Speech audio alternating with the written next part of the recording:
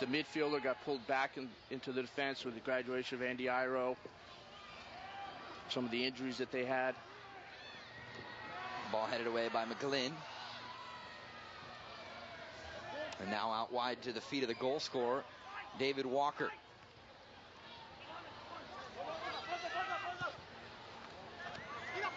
Sent forward by Montagalvan.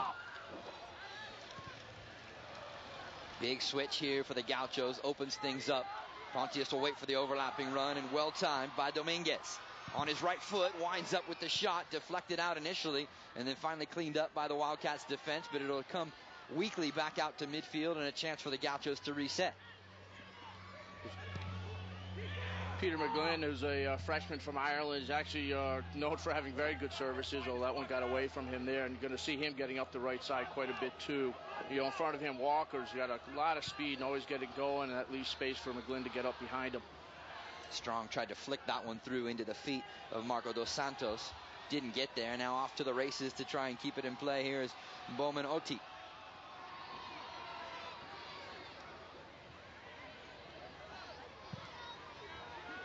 A big switch seems to be a nice ball for the Gauchos right now, opening things up for them. Montagalvan sprays it to the left side.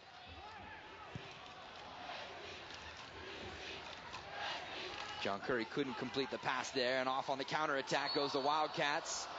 Michael Strong tripped up from behind, and a free kick here for Kentucky. A little more than 10 minutes gone here in the first half. David Walker's goal just 5 minutes in is the difference right now, with UCSB in front of the University of Kentucky.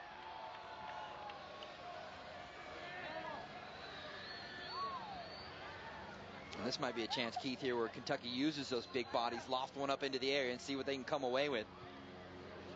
Yeah, they got Taylor White up there. Obviously, they needed a better service there. Although I don't know whether he was trying to isolate his player out wide there or not, but need a better service if you're going to do it. I think a lot of times over there, we see that happen so often. You're back at midfield. They've got 4 defenders back there with him, and there's only one forward on the other team, and you put it into the box. I just think it's probably percentage is a little better just to touch it around the back and pull the defense out. Could not agree with you more. Let's keep it 10, 12-yard passes and keep possession, and then maybe look and see if we can open things up for that big ball over the top a little while later.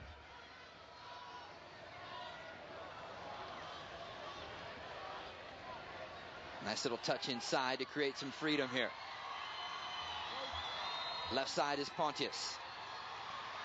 The senior co-captain plays it inside for Nick Pereira. Walker steps right in to break things up, and the Gauchos pick up possession here at the top of the... Nice run by Walker. Can he provide the service this time? Looking to do so, but it bounces out for a corner here for UCSB. Second corner of the match. Second corner for the match. From this side, you're going to have the Brian Dominguez taking the corner, bringing it in, an in-swinger here. A lot of targets up there. Again, Walker wasn't the key one, but he got the goal. We'll see if the marking is better this time around, although the Gauchos go with the short corner route. Dominguez fakes as if he's going to hit it, and second time he does, and that one had some air underneath it, out of play. We've seen Dominguez on the ball 2 times, and it's clear he's got some tremendous skill. I think he's going to really excite the crowd here the course of this season. Well, Vomsteeg told us that in the form of having great offensive-minded central midfielders, Eric Avila, Kieran O'Brien, and now he's got Brian Dominguez, just a freshman. And he assisted on both goals in the 2-1 win over Air Force. Pontius rises up to win that one. It'll bounce free, though, here for Kentucky. Left side is Lavery. Into the space, trying to open things up here. Dos Santos. Bit of a wishful ball, though, forward. I think Kentucky needs to just get a hold. They can't get the ball and just have 2 passes or 2 touches on the ball and give it right back to Santa Barbara. I think one of the ways of winning on the road and certainly getting the confidence back is just connecting passes a little bit.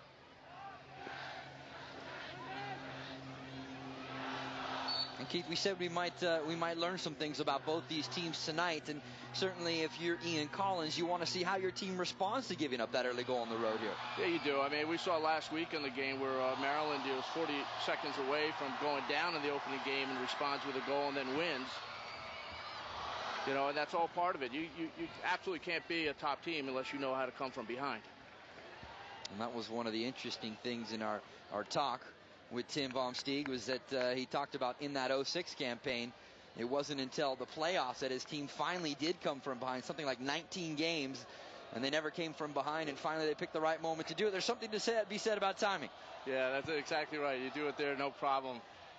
That's where you throw all statistics out the window, I think. Goal kick by Dan Williams for the Wildcats. Doesn't gain much ground, and now into the space here for Nick Pereira. Waits for the overlapping run, perfectly timed into the feet of Walker. Walker, first time across the box.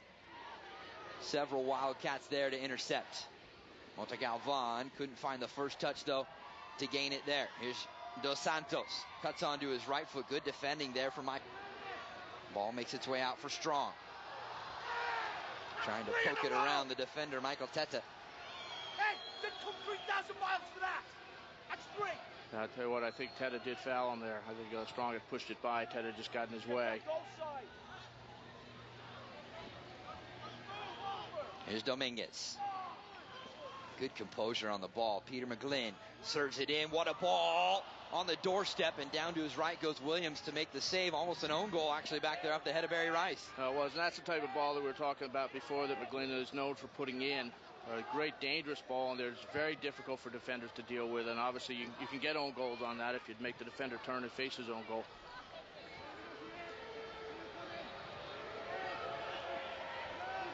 Strong runs out of room.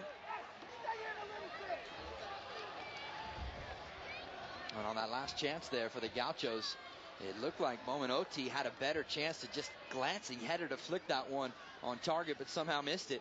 No, he did, and of course, as we said, this is his first game back in this year after a knee injury, and maybe his timing's off a little bit. You never know right now. I think Tim Von Steeg is probably hoping he can get 50, 60 minutes out of him tonight.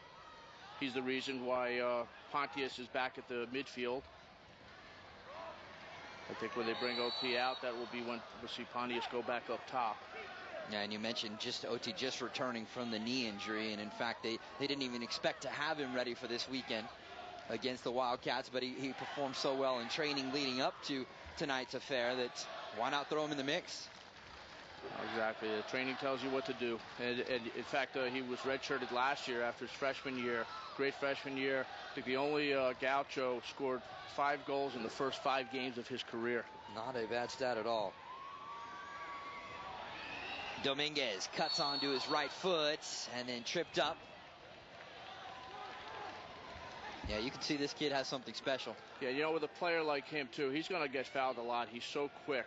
And with a player like that, I'll tell you that Santa Barbara, they can be pretty big time on the restarts. They're going to score a lot of goals that come off fouls on Dominguez. You see him here just cutting the ball back.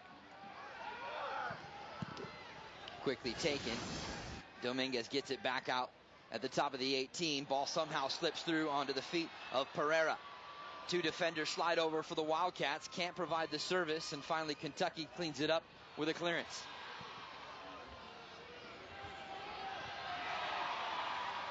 Walker, first time, good vision, trying to pick out Pontius. First touch left him for a moment. Taylor White, the freshman, first time we've called his name. Trying to pick out the feet of Strong, couldn't quite get it through, but Strong off to the races on the throw. Tangled up with Michael Teta, who comes over. Aggressive challenge to head that one away. I'll tell you, Teta's had a couple aggressive challenges already. He's just certainly making a statement there that, don't come around my area because you're going to get me if you do.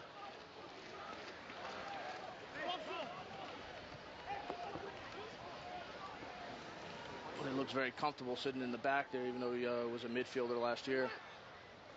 Long throw here. Headed away by UCSB. OT will come back and hold it for a moment. Well done by the Gauchos as they find space with Peter McGlynn. The native of Ireland touches it inside. Now to the far side for Dominguez. First touch to corral it. Second touch just wide.